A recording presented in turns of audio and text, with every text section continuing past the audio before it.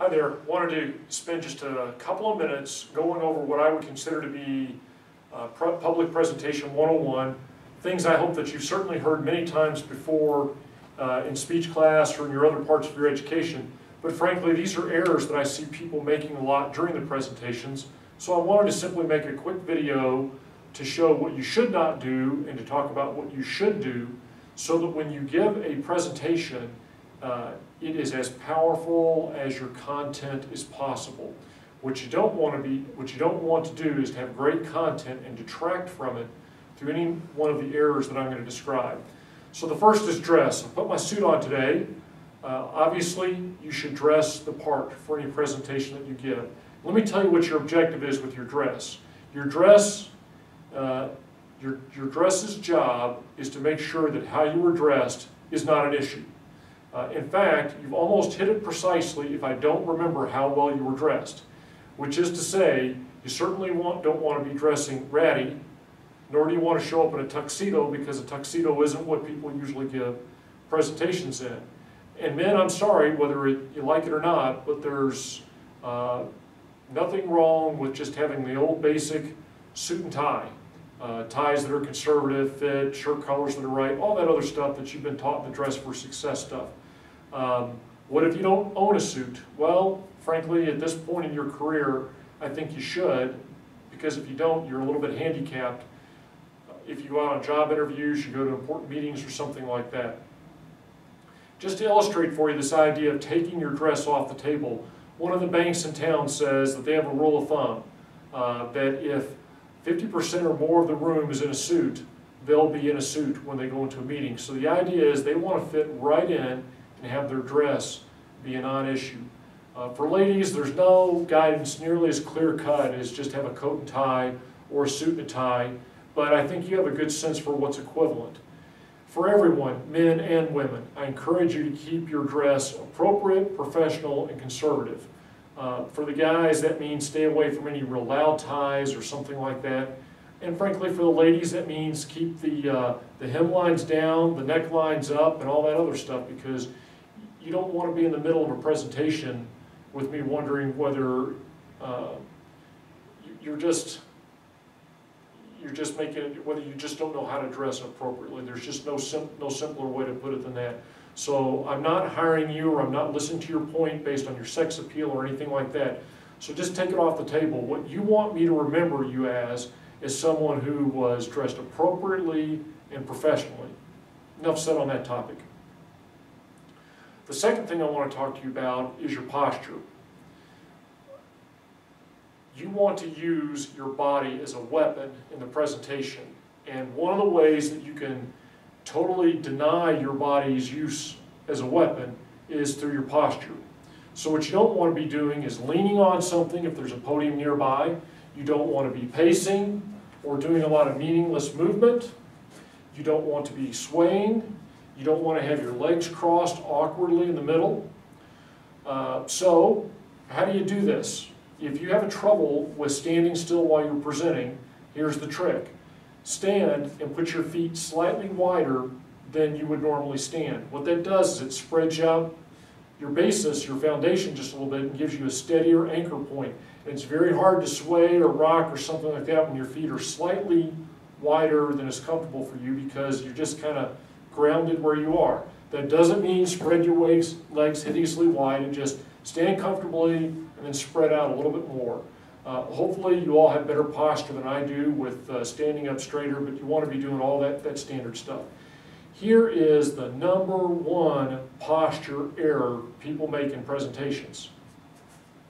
Okay, now I'm looking at my slide and I'm pointing at my slide and I'm reading and all that other stuff. And what do you see? You see my back. And you see the back of my bald head. That is completely ineffective. Now, periodically during your presentation, it's okay if you glance back at the slide to make sure A, that the proper slide is up, and B, if you get stuck, to find out where you are. But it is much more impressive if during the entire presentation you are facing the audience. The #1 mistake I see people make when they're doing presentations is this.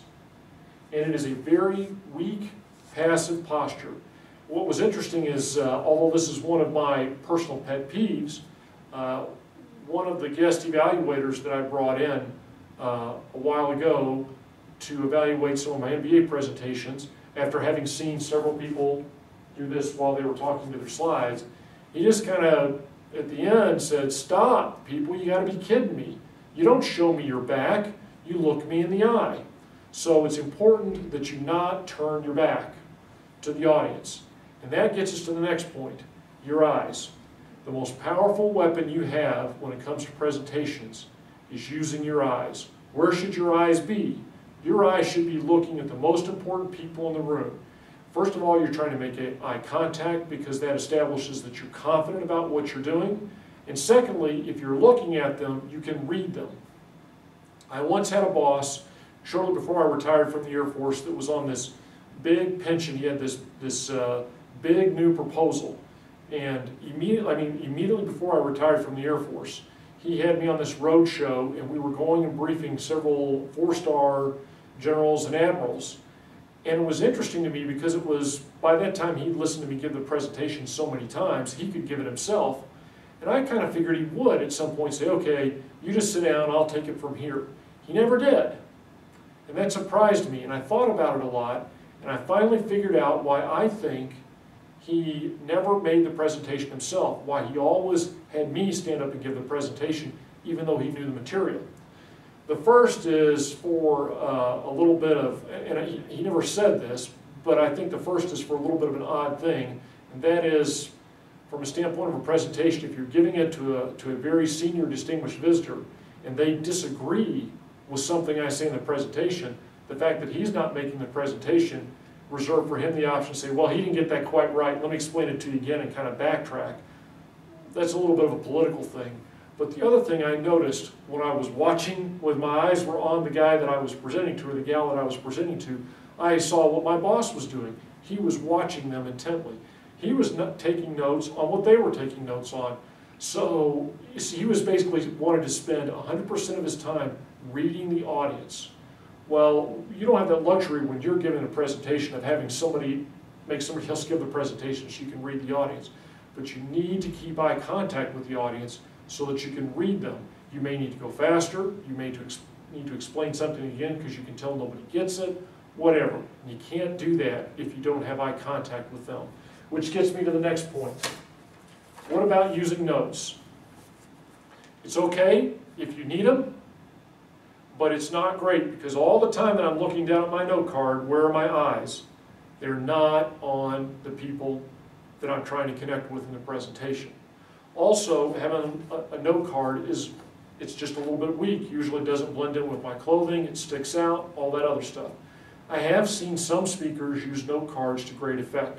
Often what they'll do is they'll have it off to the side, and then when they're going and getting a very specific statistic, they'll make almost a show of picking up the note card and reading that statistic. That doesn't seem to detract from them, and some of them are very successful speakers.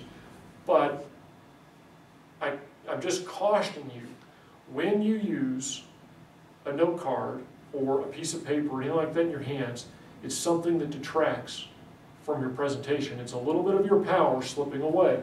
So if at all possible, I recommend that you operate without notes, because this is material in theory that you should know very well, and have the note card there so if somebody asks you a particularly tough question, it's there to pick up and reference. As far as your hands are a little bit tricky. I tend to do this with my hands. You don't want to flap them.